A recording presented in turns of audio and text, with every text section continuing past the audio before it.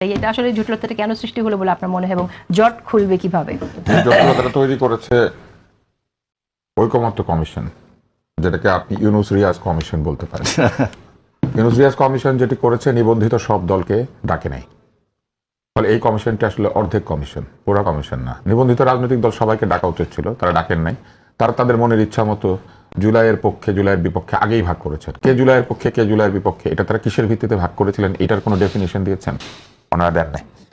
তারপর তারা যেটা করেছেন, সেখানে যাওয়ার পরে তারা বিভিন্ন প্রস্তাব দিয়েছেন এবং এইখানে যারা আছেন তারা অনেকে সেখানে উপস্থিত ছিলেন, হয়তো হেলাল ভাই ছিলেন না আমার ধারণা, কিন্তু শিশিরমণিকে আমি দেখেছি।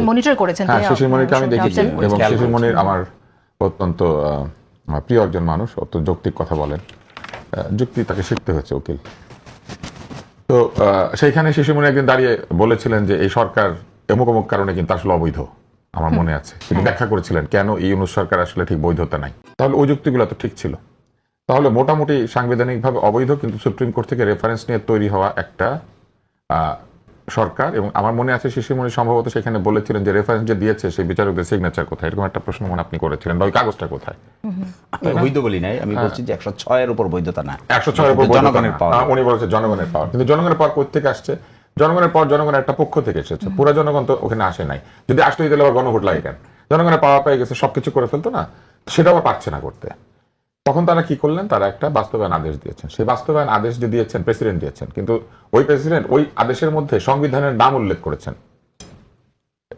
এখানে আছে ওই আদেশটার মধ্যে, সেখানে আছে যে এই কোন নির্বাচন কমিশন করবে। তাহলে নির্বাচন কমিশন করবে যে নির্বাচন কমিশন সংবিধানের অধীনেই তৈরি হয়েছে। তাহলে উনি নিজেও ওই সংবিধানের অধীনে শপথ নিয়েছেন, যে সংবিধানটা আছে সেই সংবিধানের প্রেসিডেন্ট এইভাবে সংবিধান সংস্কারের আদেশ দিতে পারে না। উনি কোনো কিছু তৈরি করতে পারেন না যেটা সংবিধান সংস্কারের লক্ষ্যে তৈরি হবে। এটা করতে গেলে তাকে একটা নির্বাচিত সংসদের মাধ্যমে অনুরোধ পেতে হবে।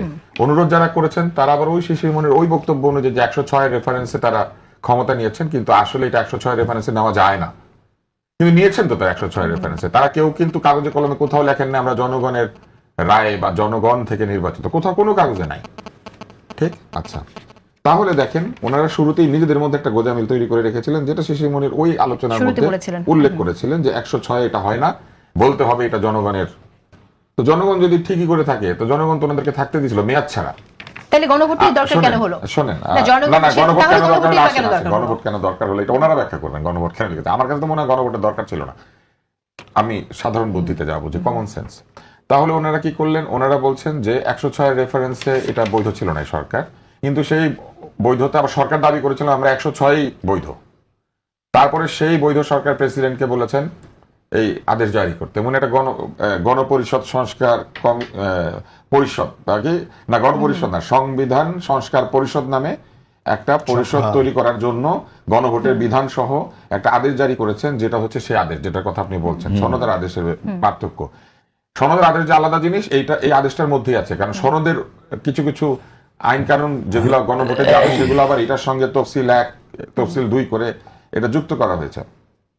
এখন দেখেন, প্রেসিডেন্ট বলছেন যে সংবিধান সংস্কার করা হবে, তার মানে একটা সংবিধান আছে। তাহলে সেই সংবিধানের যেসব ধারা আছে সেগুলো প্রযোজ্য আছে, কিন্তু আদেশের মধ্যে আবার আছে এত এত এত এত ধারা আছে। 8, 9, 10, 11, 12, 15 অনুচ্ছেদ গণভোটের ইতিবাচক ফল সরকারি গেজেটে প্রকাশের তারিখে কার্যকর হইবে।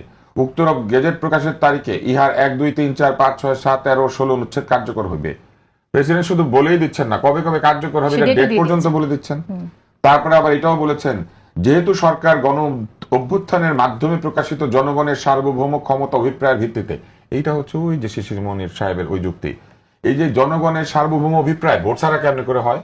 এই সরকার তো বলে নাই তারা বিপ্লবী সরকার, এই সরকার তো বলে নাই যে আমরা এই সংবিধানকে তুলে দিয়েছি। এই সরকার হওয়ার সময় যে সংবিধানের রেফারেন্স নিয়েছে, নিয়ে এসে কি বলে জানেন,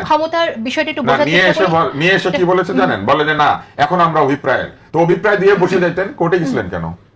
এবং প্রেসিডেন্ট যে সংবিধানের অধীনে শপথ নিয়েছেন, প্রেসিডেন্ট শপথ ভঙ্গ করেছেন এই আদেশটা জারি করার মধ্যে দিয়ে। কিন্তু এগুলো বলা যাবে না, বলা যাবে না কেন জানেন? ওনারা আবার এরকম নিয়ম কানুনও করতে চেয়েছেন।